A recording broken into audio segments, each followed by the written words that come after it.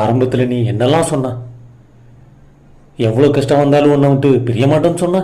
ஆமா, ஆரம்பத்துல சொன்னேன். ஆனா இப்போ நான் நினைக்கிற மாதிரி எதுவுமே இல்ல. இந்த பாரு மது, நாம நினைக்கிற மாதிரியெல்லாம் இருக்கிறது இல்ல வாழ்க்கை. 100% முழுமையா இருக்கணும்னு இந்த உலகத்துல நாம எதையுமே எதிர்பார்க்க கூடாது. ஏன்னா இங்க நீயே 100% முழுமை கிடையாது. நீ மட்டும் இல்ல, இந்த உலகத்துல யாருமே 100% முழுமை கிடையாது. அதுதான் இறைவனோட படைப்பு, இயற்கையோட நியதி. ஆரம்பத்தில் நீ நினைச்ச சிவா நல்லவன், அதனால நீ அவனை காதலிச்ச. இன்னைக்கு நீ நினைக்கிற சிவா கெட்டவன், அதனால நீ அவனை வெறுத்துட்ட. உண்மை என்ன தெரியுமா?